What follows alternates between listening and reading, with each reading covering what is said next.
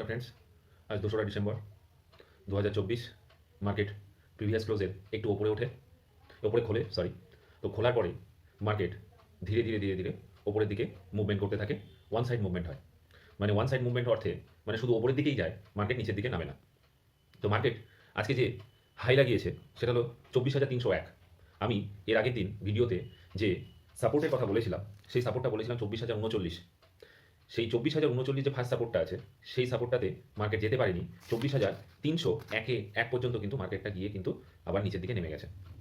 তো 24,039 যে পয়েন্টটা ছিল, সেই পয়েন্টটাতে কিন্তু কি হয়েছে, হাই লাগিয়েছে। তো মার্কেট এর যে ক্যান্ডেলস, সেই ক্যান্ডেল নিফটি ফিফটি যে ক্যান্ডেলটা দেখা যাচ্ছে, সেই ক্যান্ডেলটা কিন্তু গত গত শুক্রবার এবং আজকের এই দুটো ক্যান্ডেল কিন্তু মার্কেটে যে পজিটিভ মুভমেন্ট আসতে পারে তার কিন্তু একটা ইন্ডিকেশন দেখা যাচ্ছে। কারণ সব ক্যান্ডেলগুলো মানে দুটো ক্যান্ডেলই কিন্তু বডিটা কিন্তু গ্রিন এবং হিউজ বডি, মানে অনেকটা বড় বডি, উইকটা খুব কম, অনেক বড় বডি নিয়ে কিন্তু ওপরের দিকে উঠে গেছে। তো মার্কেটে যে আমি বলেছিলাম যে 24,500 একটা সাইকোলজিক্যালি রেজিস্ট্যান্স, সেই রেজিস্ট্যান্সটাকে যদি না ভাঙতে পারে তাহলে মার্কেট কিন্তু আবার নিচের দিকে নামবে। তো 24,500 সাইকোলজিক্যাল যে সাপোর্টটা মানে রেজিস্ট্যান্সটা আছে, সেই রেজিস্ট্যান্সের ওপরে যদি মার্কেট 15-20 মিনিট থেকে যায় তাহলে কিন্তু মার্কেট কিন্তু ওপরের দিকে যাওয়ার সম্ভাবনা খুব বেশি। আমি যদি আজকে ওপেন ইন্টারেস্ট দেখি, তাহলে কল রাইটারদের হাইস্ট ওপেন ইন্টারেস্ট আছে 24,500-তে, আর পুট রাইটারদের হাইস্ট ওপেন ইন্টারেস্ট আছে 24,100-তে।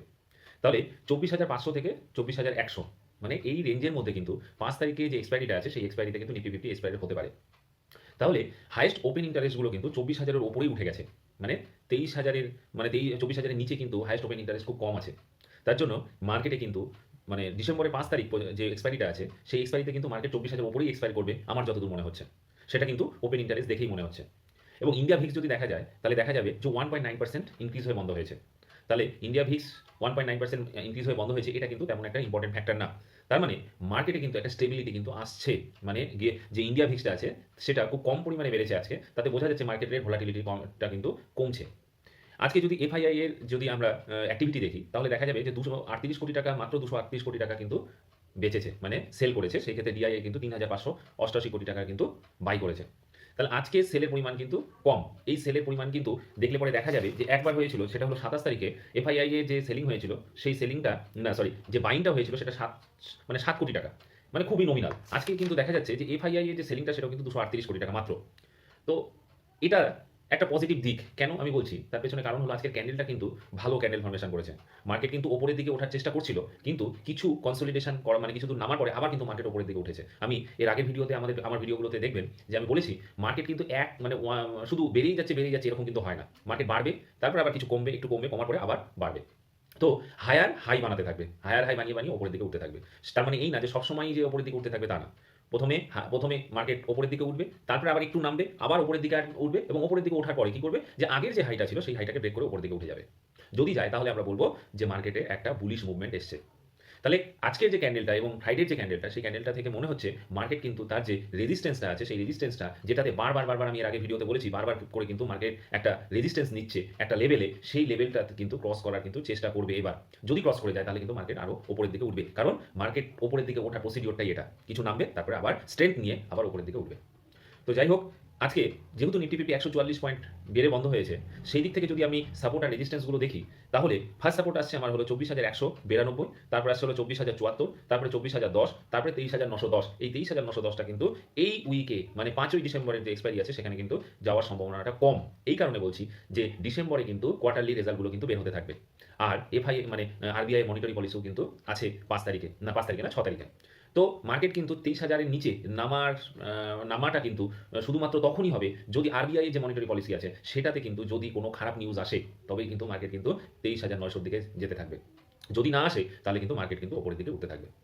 তাহলে আমার সাপোর্টগুলো হয়ে গেল। এবার রেজিস্ট্যান্সের কথা বলি। ফার্স্ট রেজিস্ট্যান্স আসছে হলো 24,348, তারপরে 24,495, তারপরে 24,607, তারপরে আছে 24,757। এই পর্যন্তও কিন্তু মার্কেট কালকে যেতে পারে।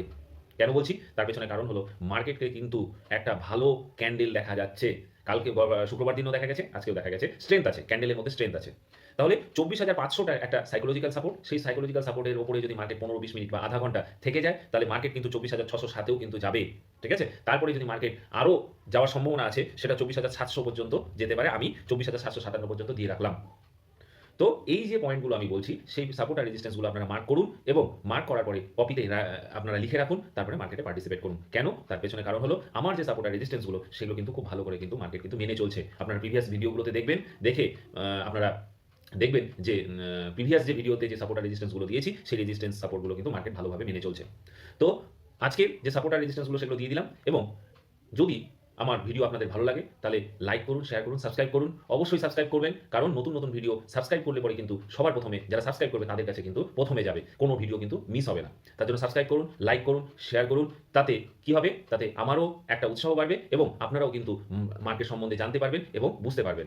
তো যদি কোনো কোয়েশ্চেন থাকে কমেন্ট বক্সে কমেন্টস করুন। আমি তার অ্যান্সার দিব। আপনারা কমেন্টস বক্সে প্রচুর কমেন্টস করুন। আমি কিন্তু উত্তর দেওয়ার জন্য প্রস্তুত হয়ে আছি। তো সুস্থ থাকবেন, ভালো থাকবেন। নমস্কার।